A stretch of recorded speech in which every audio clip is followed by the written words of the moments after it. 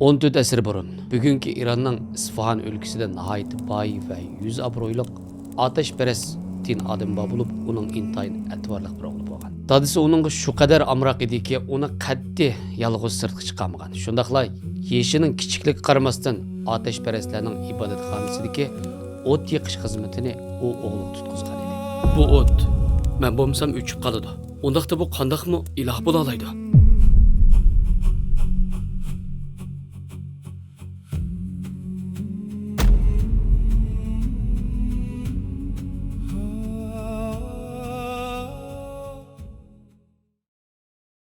Bir kuni dadisi atvorliq o'g'li Salmonni beg'iga ma'lum bir ish uchun tunji qitim yolg'iz avatadi. Salmon boqqa bog'ichi orliqda bir cherkovdan o'tadi.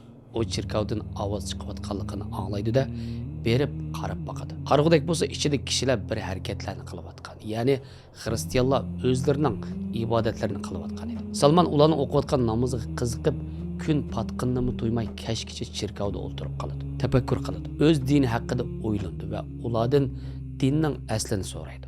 Sizlar qanday dinga e'tiqod qilasizlar? Biz bir Allohga ibodat qilamiz. Sizlarning diningizning markazi qayerda? Sham diyorida. Sen bu dinni texmi tushunmoqchi bo'lsang, shu yerga borgin. Salmonning dadisi uningdan ansirab taraf-tarafga odam avatadi. Oxiri ular Salmonni tepib dadisining yoniga olib keladi. Bu ovoz bizning o'timizdan bakrak qalbimni yo'rtib Bu zodi qandoq kuch?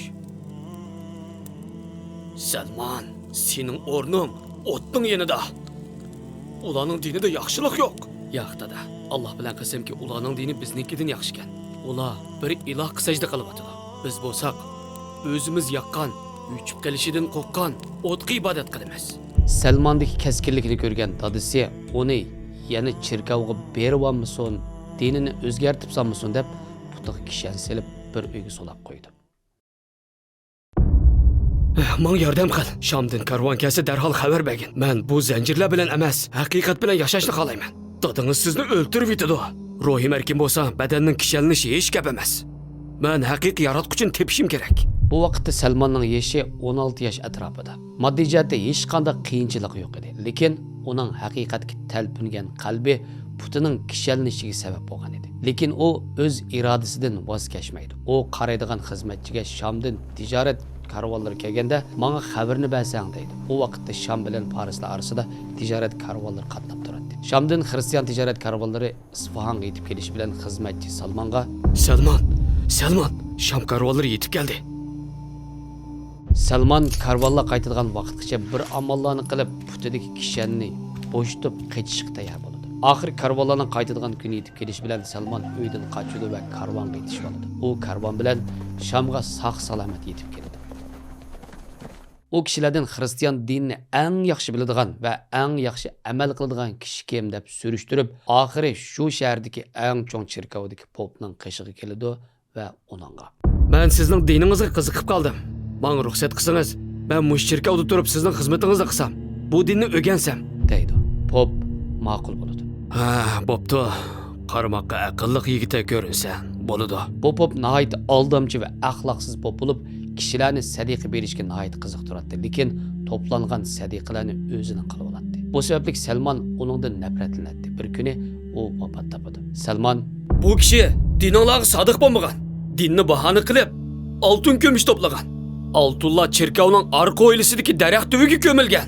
Cherkov mas'ullari bo'lsa, uning pul saqlaydigan yeridan 7 tukib oltin ko'mish chiqadi. Ondan o popning jasadini kirisqa esib chalma kesak qiladi. Uning o'rniga yana bir pop keldi. U nihoyat taqvo, zohid pop edi. Bak adablik va ibodatgo'y bo'lib, Salmonning hurmatini qo'zg'aydi. Salmon uningga qoyil bo'lib, uzun yil hamroh bo'lib xizmatini qiladi. Oxiri u popmi kasal bo'lib yetib qoladi. Salmon: "Sizning ibodatgo'y, taqvodorligingiz tufayli sizni haqiqatan yoqtirib qoldim. Kesalingiz og'ir. Agar men sizdan ayrilib qolsam, menga kimni tavsiya qilasiz?" "O'g'lim, bu dinni o'zgartmay to'g'ri e'tiqod qilib mengayotgan kishilar yo'q deyarlik. Men biladigan faqat Musulda bir odam bor. U odam bu dinni o'zgartmay kelgan birdan bir odam. Mendan keyin shu odamning iniga berib, uningdan ta'lim olgan." Salmon popning degani bo'yicha Musulga qarab yo'lga chiqdi va u odamni topadi. U popni nihoyat taqvodor kishi bo'lib, Salmon uni yoqtirib qoldi, lekin uningga majal keldi. Salmon charchamadi. Bo'ldi qilmadi.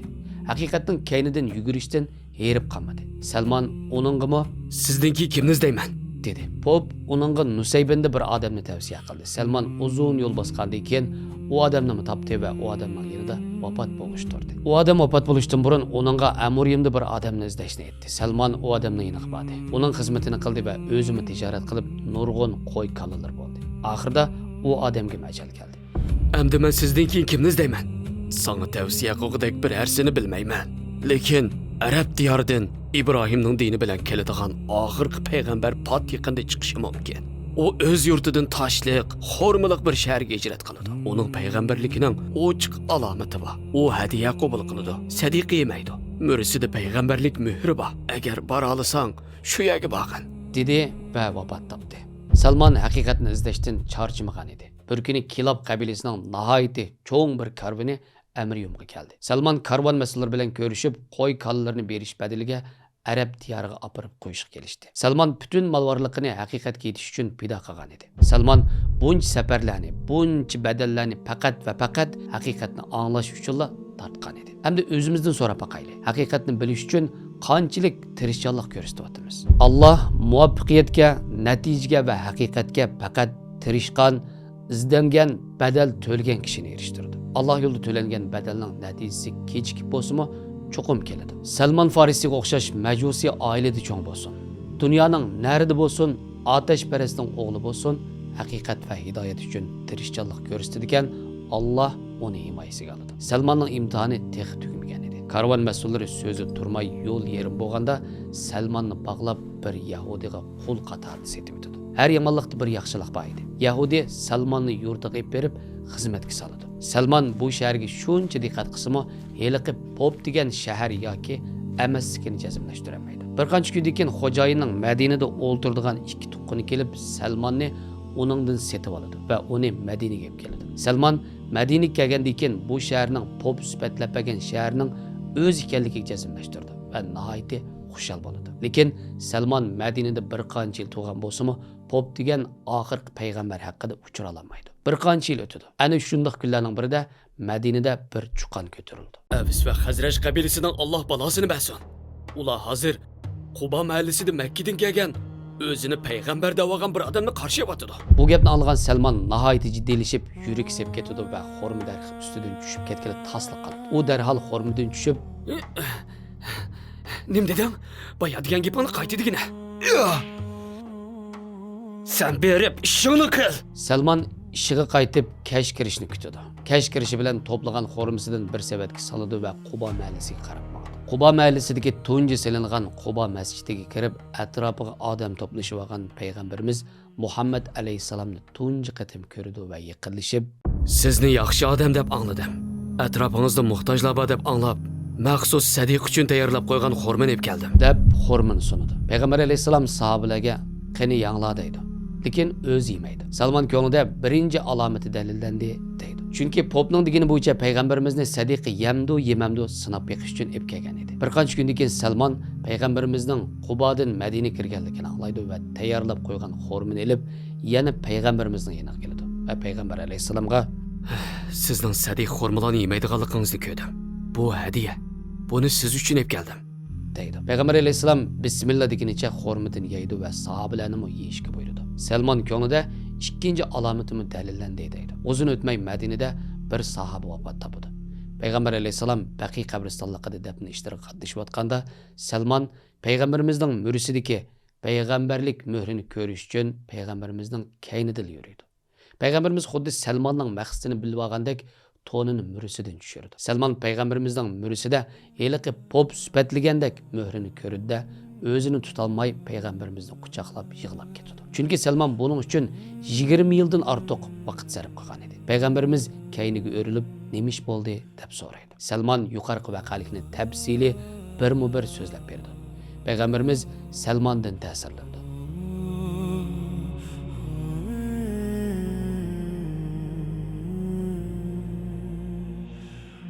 Sahobalar uning hayotini anglab yig'ilishib ketdi. Shunda qilib Salmon necha qit'a atlab izlagan haqiqatni oxiri topadi va musulmon bo'ladi.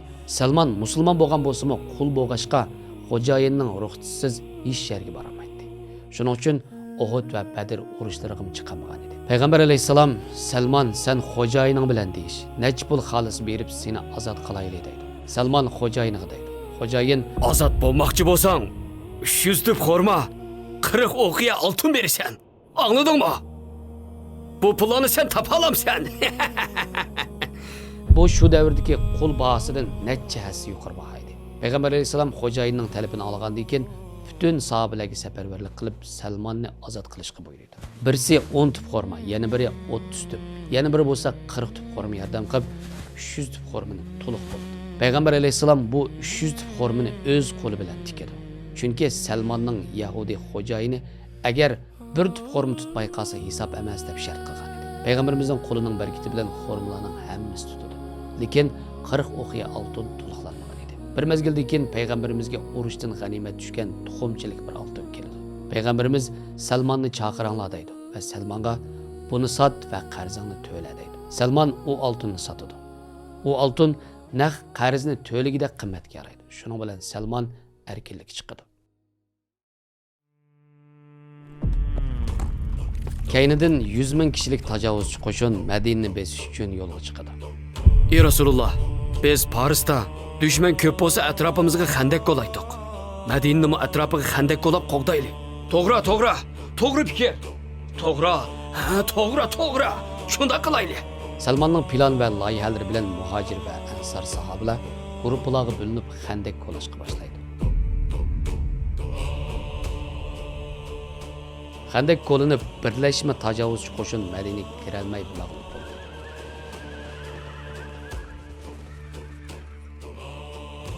Ansar va muhojir sahobalar Salmonning plani bilan birlashma tajovuzchi qo'shinni mag'lub qilganligidan nihoyat xushal bo'lib, Salmon bizdan deb talashadi. Salmon tanglik qilib payg'ambarimizning chiroyiga qaraydi. Payg'ambar alayhisalom Salmon bizdan, payg'ambar oilasidandir deydi. Payg'ambarimizning Salmonni o'z oilasidan deb e'lon qilishi go'yo Paris bo'lsangmi, Makka Madinalik bo'lsangmi, yetarki senda haqiqatga talpilgan yurak bo'ladi ekan, payg'ambar oilasining bir a'zosi bo'la olaysan degan iymoniy beg'ining eng ustunda turadiganligiga va irqiy farqning islomda hech bir qimmatga ega emasligiga ishorat qiladi. Salmon yolg'iz haqiqat izdiguvchi bo'lib qolmay, ilgirkilarning kitoblarini ko'p o'qigan olim sahobalarning biri edi. Payg'ambar alayhissalom Salmondagi ilm hikmatni ko'rib, Salmon ilmga to'libdi deb ta'riflagan. Hazrati Ali Salmon bizning ummatning Luqman hakimidir deb sifatlaydi. Uningdagi taqvodorlik, oxirat so'ygisi shuncha yuqori ediki, payg'ambarimiz Muhammad alayhissalom jannat Salmonga intizor bo'lib ketdi degan. Salmon Farisi payg'ambarimizning vafotidan keyin Hazrati Abu Bakrga bayat qilib, Faris davlatlariga olib berilgan jihadlarning oldingi sepida qatnashdi va Faris diyorlarini yaxshi bilgachga urush taktiklari va tarjimonlik ishlarida Said ibn Abi Waqqasga yordamchi bo'lib, Iroqning Madain shahri hech qanday qon to'kilmay fath qilindi. Shundaqla Hazrati Umar uni Madain shahrining valiyligiga tayinlaydi. Madinaga kelganda Hazrati Umar butun Madina aholisi bilan uni qarshi oldi. Salmon Farisi hayotini ana shundoq ma'nilik o'tkazgandan keyin haqiqat izdiguvchilar uchun o'lmas obidini tiklab 86 yoshida Madain shahrida vafot bo'ldi. Alloh taolo bizga Salmon Farisi ruhi ato qilsinki, haqiqatga intildigan qalbimiz tirilsin. O'limni unutgan, faqat mushu dunyoni hayot deb qaraydigan kishilardan qolmasin.